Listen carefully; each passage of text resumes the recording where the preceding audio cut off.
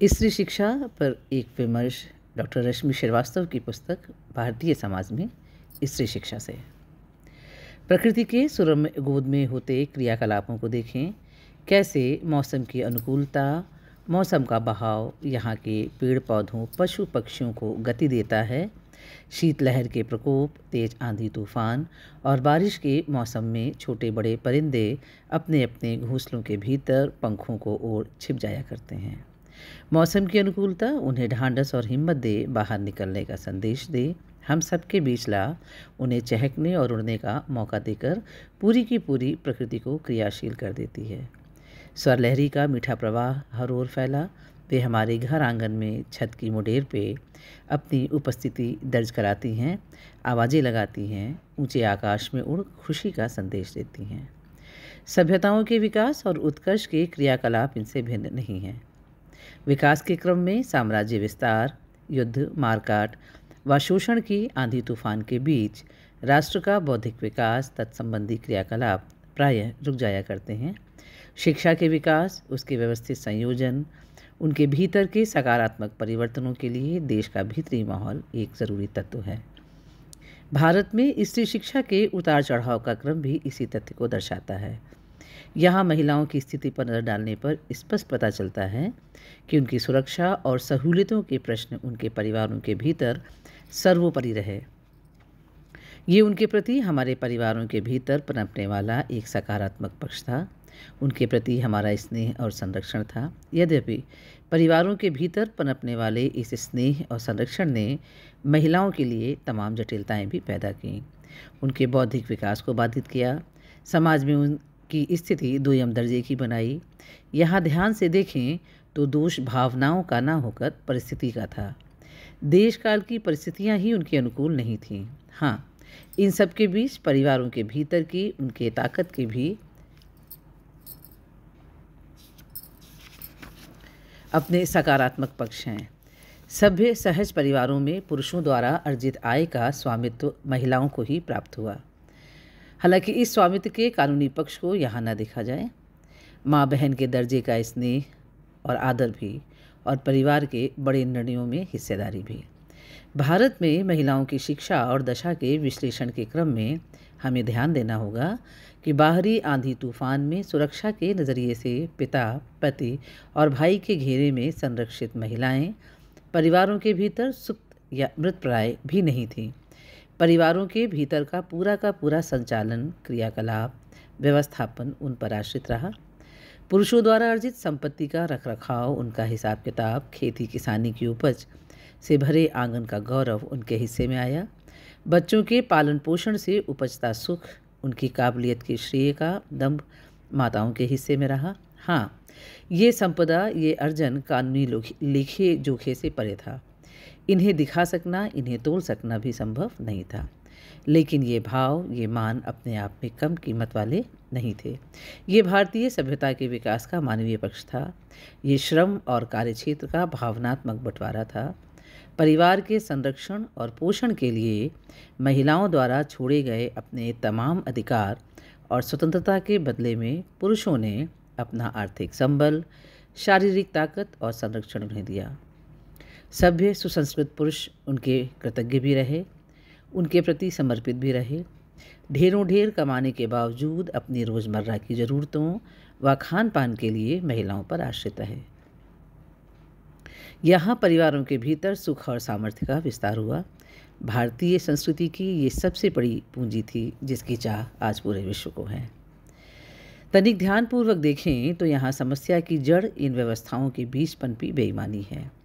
समस्या प्रायः समाज के उस हिस्से में जन्मी जहाँ पुरुषों ने श्रम और कार्यक्षेत्र के इस भावनात्मक बंटवारे को तोड़ा। उन्होंने महिलाओं के श्रम, उनकी सामर्थ्य का उपयोग तो परिवारों के भीतर लिया, किंतु उनके पक्ष की आर्थिक हिस्सेदारी, संवेदनात्मक संबल और परिवार के भीतर के माँ, बहन, पत्नी और के गौरवशाली प्रेमपूर्ण भाव से उन्हें वंचित रखा। उनके प्रति खुद के समर्पण की उदारता से उन्हें रिक्त रखा। मंदिर के भीतर भगवान के चरणों में पूजन में चढ़ जाते पुष्प बागीचे की टूटन के दर्द से उबर जाया करते हैं।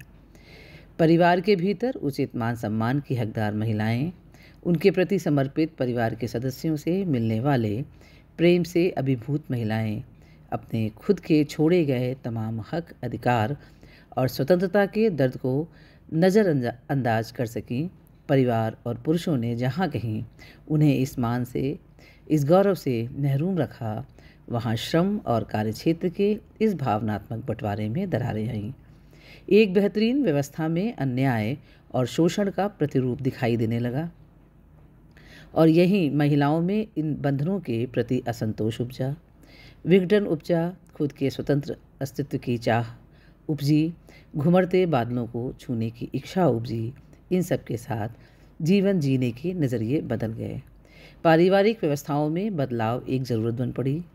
आधुनिकीकरण की प्रक्रिया के बीच महिलाओं की इस पीड़ा को लोगों ने समझा और महिलाओं के हक अधिकार की नई व्यवस्थाओं का सृजन हुआ। गौरव और मान के भ्रम में अपने तमाम मूलभूत अधिकारों से अनजान स्त्रियों का सबसे पीड़ादायी पक्ष अक्षर और कलम की ताकत से दूर रहने का था, बौद्धिकता के विकास से दूरी का था। ज्ञान विज्ञान के विस्तार के साथ महिलाओं की अशिक्षा खुद उनके लिए नुकसानदेह होने के साथ साथ उनके परिजनों के लिए भी एक समस्या बनी। आधुनिक बदलावों के बीच एक अशिक्षित महिला घर परिवार की जिम्मेदारी, बच्चों के पालन पोषण जैसे कामों को भी बेहतर तरीके से कर सकने में असमर्थ दिखाई दी, जिससे महिलाओं की शिक्षा एक बड़ी ज़रूरत बनी। बुद्धिजीवी वर्ग ने इस ज़रूरत को समझा और इसके लिए आवाज़ उठाई। महिलाओं के लिए शिक्षा के मार्ग अग्रसर हुए। आज महिलाएं शिक्षित हो पुरुषों के साथ बराबरी के दर्जे पर काम कर रही हैं।